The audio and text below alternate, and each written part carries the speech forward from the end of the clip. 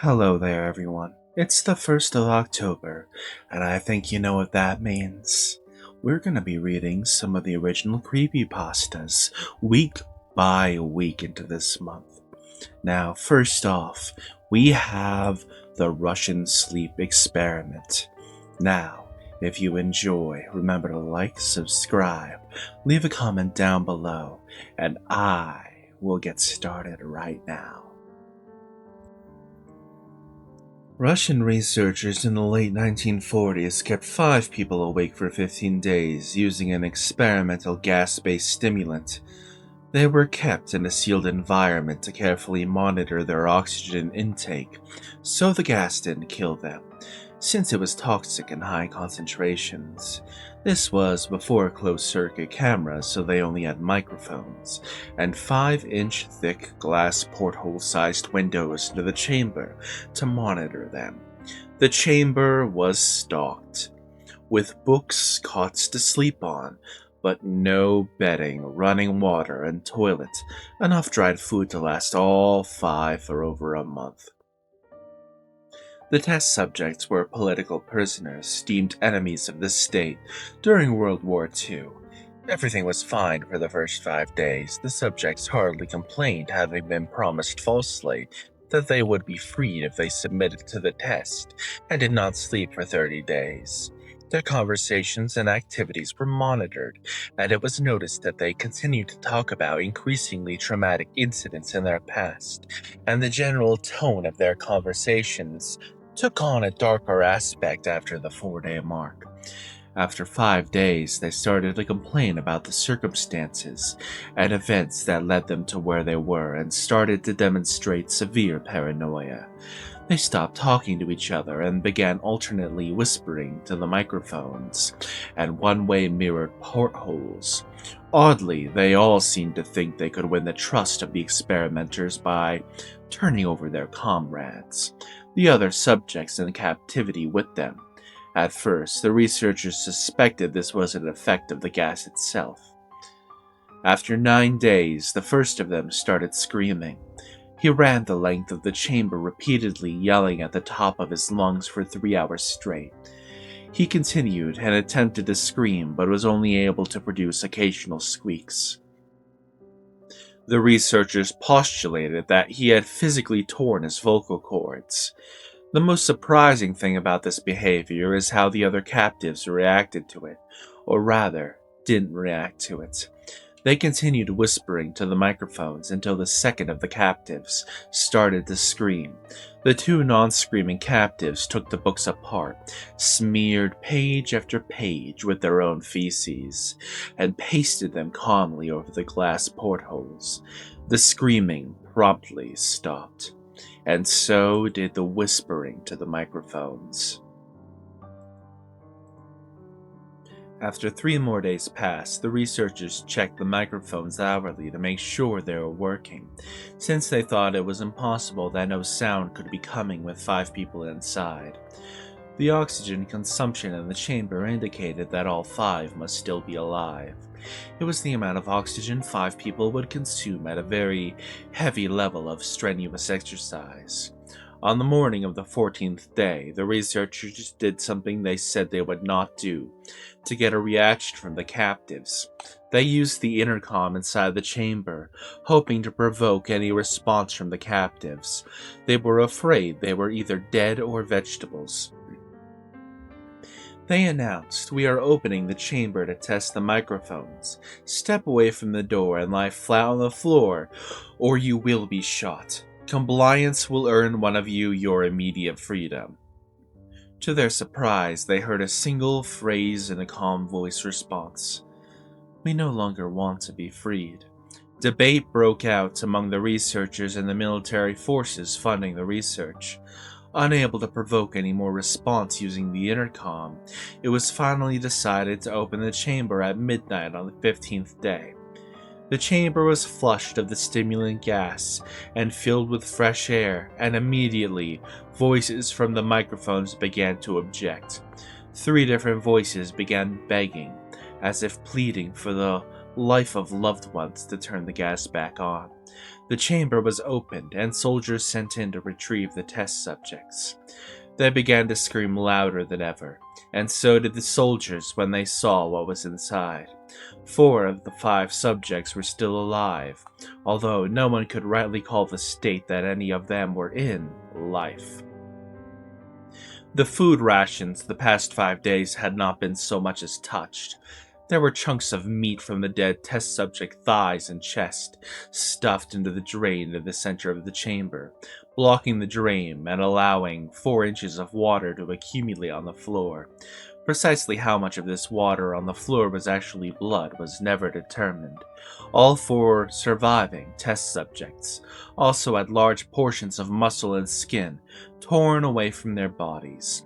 The destruction of flesh and exposed bones on their fingertips indicated that the wounds were inflicted by hand, not with teeth as the researchers initially thought. Closer examination of the position and angles of the wounds indicated that most, if not all of them, were self-inflicted. The abdominal organs were... how should I say this? They have been removed. While the heart, lungs, and diaphragm remain in place, the skin and most of the muscles attached to the ribs have been ripped off, exposing the lungs through the ribcage. All of the blood vessels and organs remained intact. They had just been taken out and laid on the floor, fanning out around the eviscerated but still living bodies of the subjects. The digestive tract of all 4 could be seen working, digesting food. It quickly became apparent that they were digesting their own flesh, that they had ripped off and eaten over the course of the days. Most of the soldiers were Russian social operatives at the facility, but still many refused to return to the chamber to remove the test subjects. They continued to scream to be left in the chamber, and alternatively begged and demanded that the gas be turned back on, lest they fall asleep. To everyone's surprise, the test subjects put up a fierce fight in the process of being removed from the chamber. One of the Russian soldiers died from having his throat ripped out. Another was gravely injured by having his testicles ripped off and an artery in his leg severed by one of the subject's teeth. Another 5 of the soldiers lost their lives if you count ones that committed unaliving in the weeks following the incident. In the struggle, one of the 4 living subjects had his spleen ruptured, and he bled out almost immediately. The medical researchers attempted to sedate him, but this proved impossible. He was injected with more than 10 times the human dose of a morphine derivative, and he still fought like a cornered animal, breaking the ribs and arm of a doctor.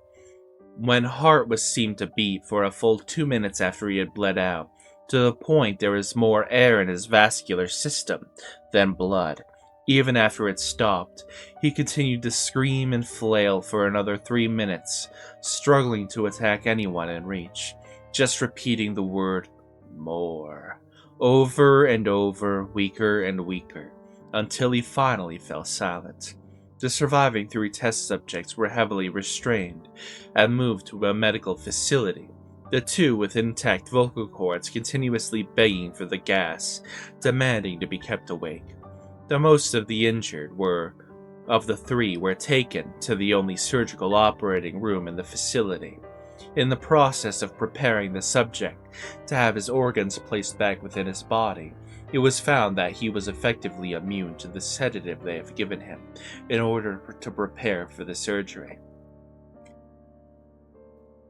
He fought furiously against his restraints when the anesthetic gas was brought out to put him under. He managed to tear out most of the way from a 4-inch wide leather strap on one wrist, even though the weight of a 200-pound soldier was holding that wrist as well. It took only a little more anesthetic than normal to put him under, and the instant his eyelids fluttered and closed, his heart stopped. In the autopsy of the test subject that died on the operating table, it was found that his blood had tripled the normal level of oxygen. His muscles that were still attached to his skeleton were badly torn, and he had broken 6 bones in the struggle not to be subdued. Most of them were from the force his own muscles had exerted on themselves. The second survivor had been the first of the group of 5 to start screaming. His vocal cords were utterly destroyed. He was unable to beg or object to the surgery, and he had only reacted by shaking his head violently in disapproval. When the anesthetic gas was brought near him, he shook his head yes, when somebody suggested reluctantly they try the surgery without anesthetic, and he did not react for the entire 6-hour procedure of replacing his abdominal organs and attempting to cover them with what remained of his skin. The surgeon presided, stating repeatedly that it should be medically impossible for the patient to still be alive. One terrified nurse assisting the surgery stated that she had seen the patient's mouth curl into a smile several times whenever his eyes met hers. When the surgery ended, the subject looked at the surgeon and began to wheeze loudly, attempting to talk while struggling. Assuming this must be something of drastic importance, the surgeon had a pen and pad fetched so the patient could write his message. It was simple. Keep cutting. The other 2 test subjects were given the same surgery, both without anesthetic as well.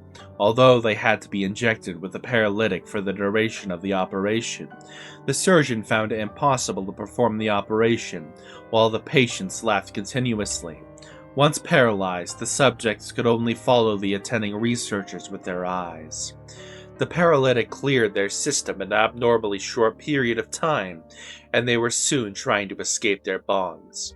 The moment they could speak, they were again asking for the stimulant gas. The researchers tried asking why they had injured themselves, why they had ripped out their own guts, and why they wanted to be given the gas again. The only response was given was that, "I must remain awake." All 3 subjects' restraints were reinforced and they were placed back into the chamber, awaiting determination as to what should be done with them. The researchers, facing the wrath of their military benefactors for having failed the stated goals of their project, considered euthanizing the surviving subjects. The commanding officer, a former KGB agent, saw potential instead, and instead wanted to see what would happen if they were put back on the gas. The researchers strongly objected, but were overruled. In preparation for being sealed in the chamber again, the subjects were connected to an EEG monitor and had their restraints padded for long-term confinement. To everyone's surprise, all 3 stopped struggling the moment it was let slip that they were going back on the gas. It was obvious that at that point all 3 were putting up a great struggle to stay awake. One of the subjects that could speak was humming loudly and continuously. The mute subject was straining his legs against the leather bonds with all his might. First left, then right, then left again for something to focus on.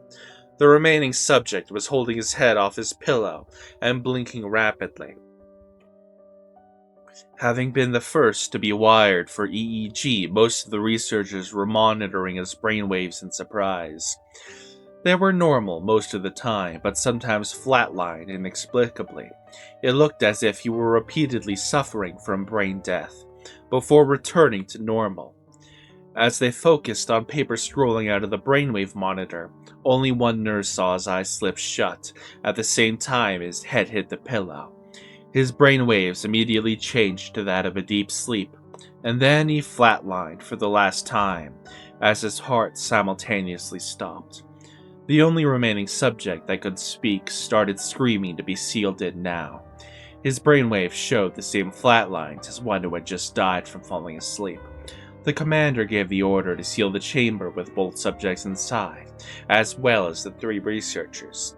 One of the named 3 immediately drew his gun and shot the commander point blank between the eyes, then turned the gun on the mute subject and blew his brains out as well. He pointed the gun at the remaining subject, still restrained to a bed, as the remaining members of the medical team and research team fled the room. "I will not be locked in here with these things. Not with you!" he screamed at the man strapped to the table. "What are you?" he demanded. "I must know." The subject smiled. "Have you forgotten so easily?" the subject asked. We are you. We are the madness that lurks within you, all begging to be free at every moment in your deepest animal mind. We are what you hide from in your beds every night. We are what you sedate into silence and paralysis when you go to the nocturnal haven where we cannot tread. The researcher paused, then aimed at the subject's heart and fired. The EEG flatlined as the subject weakly choked out. So nearly free. And then he died. That is the end of today's story. If you want to see another story, remember to like, subscribe, leave a comment down below. Possibly of what you want to hear next week for our Halloween special of Creepypastas. I will see you all next time. Bye bye.